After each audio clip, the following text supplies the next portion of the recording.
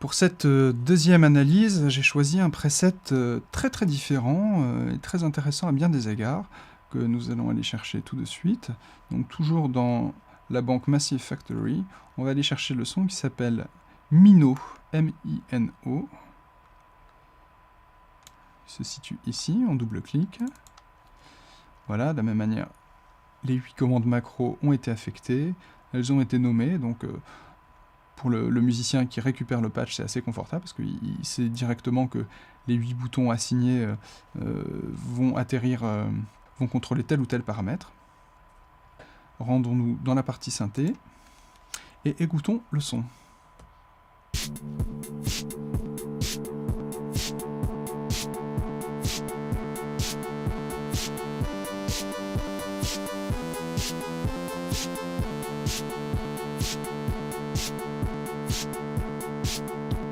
Là, j'ai volontairement changé de note en cours de route pour exploiter un petit peu le preset. Donc la première chose qui saute aux oreilles, j'ai envie de dire, c'est que ce patch est très riche et qu'il est construit sur plusieurs couches. Alors essayons de déterminer ensemble quelles sont ces couches.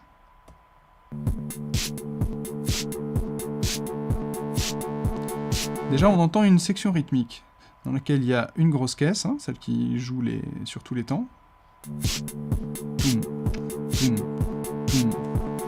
On a ensuite une charlet, écoutez bien, une charleston, donc les deux cymbales collées l'une à l'autre, hein, vous connaissez j'imagine, qui joue sur tous les contretemps.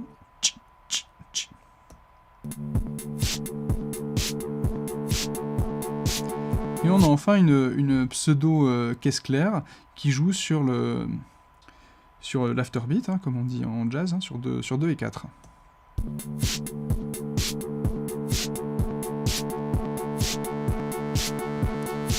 Et on a évidemment un espèce de, ce qu'on pourrait appeler un drone, hein, cette espèce de basse continue qui évolue.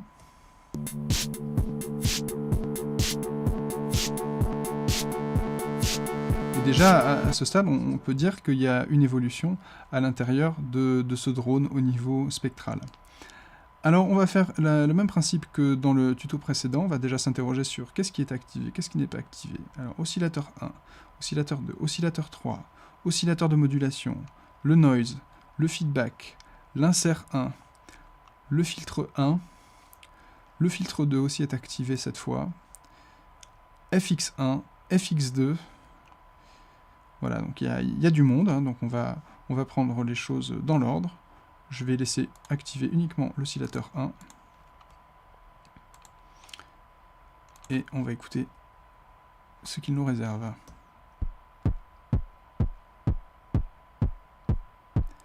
Alors là, ça doit quand même vous évoquer quelque chose, parce qu'on a créé un son qui était très proche au tout début de cette formation, qui était notre son de grosse caisse, où on avait pris une onde. Alors nous, on avait pris une onde sinusoïdale.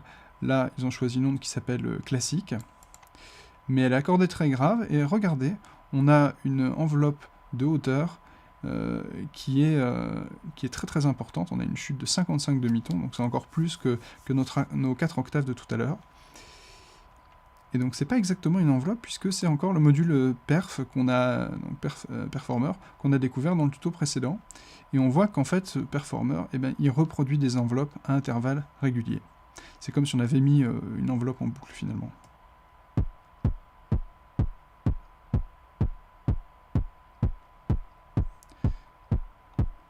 Vous voyez que le crossfade séquenceur nous permet d'aller vers un deuxième motif où au lieu d'avoir des noirs, j'ai des blanches. Je vais changer en cours de route pour voir. Hein, séquence X-fade, macro 7.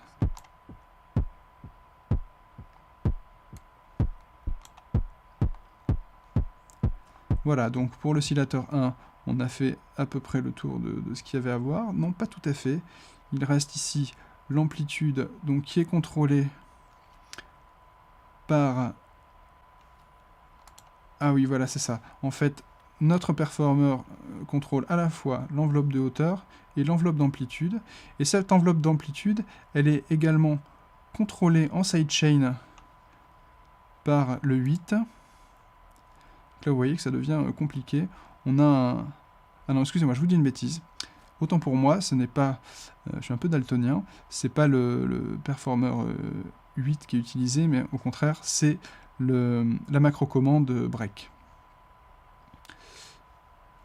Pour s'en assurer, on va écouter. Voilà, donc là, l'amplification, quand j'augmente le break, est négative, ça veut dire qu'on enlève la grosse caisse. Voilà pour l'oscillateur 1, passons au 2.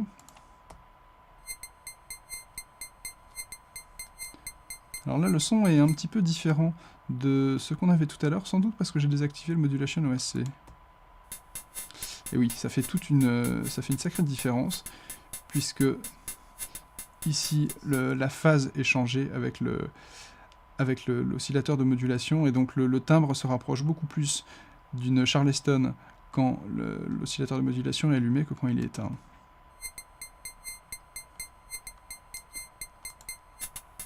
Donc je vais le laisser allumer là maintenant. Et donc l'amplitude de la Charleston est contrôlée par ce performer. On peut la suivre.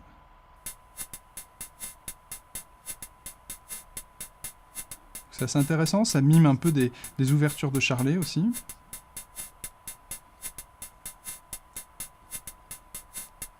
Encore une fois, le crossfade est affecté sur la 7, donc la macro 7 contrôle le passage d'une séquence à une autre, non seulement pour la grosse caisse, mais également pour la Charleston.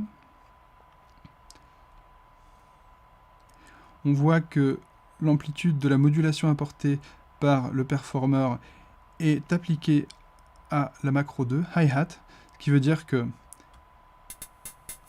si je la baisse, eh bien la hi-hat disparaît, puisque le performer devient inactif. Hein, il n'apporte plus aucune modulation sur l'amplitude de l'oscillateur 2. Là, je vais le laisser ouvert. Maintenant, écoutons l'oscillateur 3.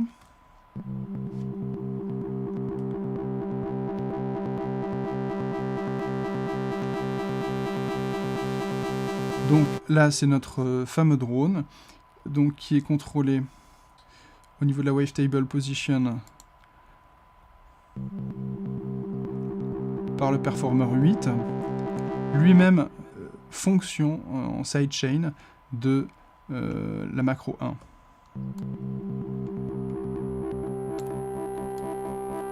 C'est pour ça que je peux changer son timbre.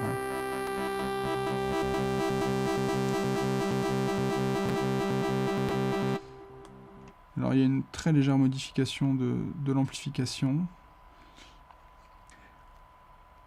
Donc l'oscillateur de modulation est branché à la fois en modulation en anneau sur l'oscillateur 1, modulation de la phase de l'oscillateur 2, je vais rallumer, la position de l'oscillateur 2, et enfin la modulation du deuxième filtre, hein, non pas le premier mais le deuxième filtre. Donc ce cutoff ici en réalité. Nous avions aussi le noise. Alors on va écouter quand même le noise séparément, mais vous avez dû deviner ce qui se cachait derrière. Le seul élément qui nous manque, c'est la caisse claire.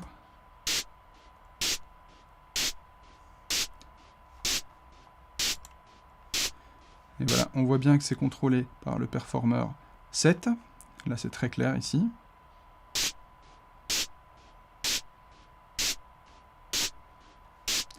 Et lui-même branché en fonction de la macro-commande 8, break. Ce qui fait que quand je vais vers le break, eh bien, je supprime en fait la caisse claire.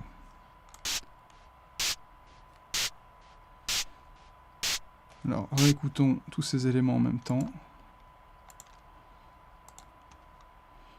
Et on va essayer de comprendre quelle a été la volonté du sound designer, parce que c'est assez fin ce qu'il a fait, notamment au niveau des macro-contrôles, hein, ce qui rend ce preset assez musical.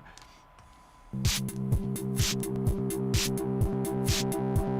vais changer la macro 1.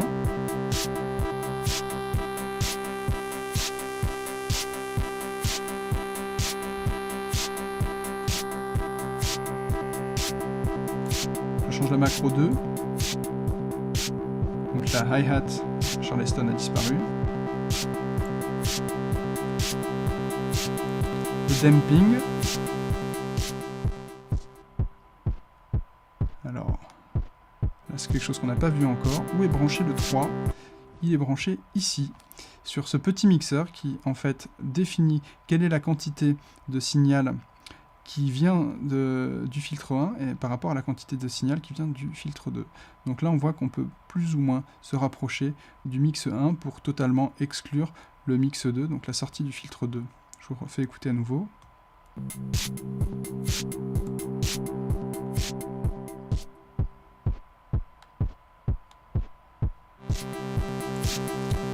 Vous noterez que il y a un routing particulier au niveau du filtre. Hein. Pareil, je n'en ai pas encore parlé, c'est l'occasion de le découvrir. Vous voyez à côté de chaque oscillateur, j'ai un fader qui me permet d'envoyer le signal de cet oscillateur plutôt vers le filtre 1 ou vers le filtre 2 avec toutes les valeurs intermédiaires. Ici, j'ai mon oscillateur 1 qui part majoritairement dans le filtre 1 alors que les autres partent dans le filtre 2. Et le noise, lui, part dans les deux, mais un petit peu plus dans le filtre 1.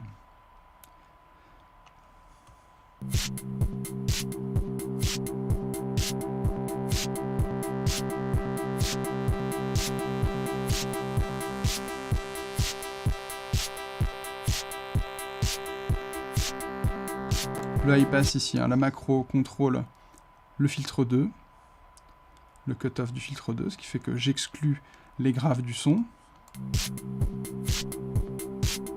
J'exclus les graves du son, mais je garde la grosse caisse, car la grosse caisse, elle, est affectée au filtre 1, et que les deux filtres sont en parallèle. Hein, les filtres peuvent être mis en série. Si je vais vers le haut, ici c'est marqué série versus parallèle. Là, je suis en série, en bas, je suis en parallèle. Et donc là, le signal de l'oscillateur 1 va dans le filtre 1, et n'est donc pas affecté par le filtre high pass, le filtre 2. Et quand je modifie cette macro ici, eh bien la grosse caisse reste au même niveau.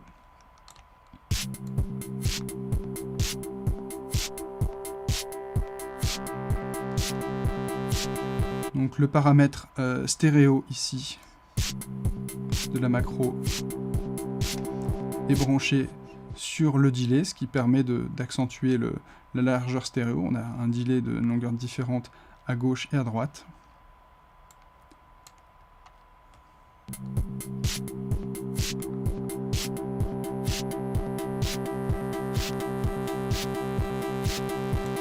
On a la macro 6 qu'ils ont nommée Bitfunk qui est branchée sur le Sample and Hold, dont je n'ai pas encore parlé, mais je pense que ça va faire un petit peu trop d'informations pour le moment.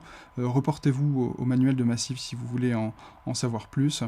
Il s'agit en fait d'échantillons du signal à intervalles réguliers, et on prolonge à chaque fois sur le même volume entre ces échantillons. Mais ne compliquons pas trop les choses, c'est déjà assez riche comme ça. Ici on a ce paramètre très intéressant, donc séquence crossfade, qui permet d'alterner entre les patterns différents pour la grosse caisse et la Charleston.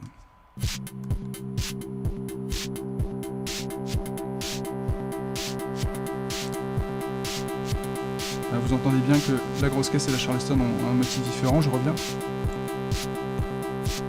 Voilà, c'est tout à fait dans un esprit DJ quand on utilise le crossfade pour passer d'une rythmique à l'autre. Et enfin, la dernière macro, 8, qui s'appelle Break, qui est branchée sur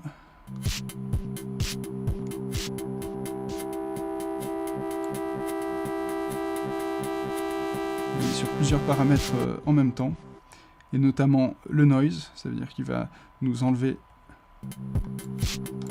la caisse claire, ce qui donne ce côté un peu break.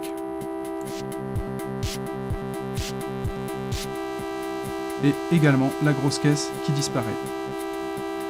Voilà, une analyse de preset assez longue pour un preset assez difficile. Si vous m'avez suivi jusque-là, bravo, parce que ça fait partie des presets les plus riches et les plus compliqués de Massive, fait par des gens dont c'est le métier. Donc si vous avez suivi jusque-là, eh bien bravo, vous êtes tout à fait sur la bonne voie.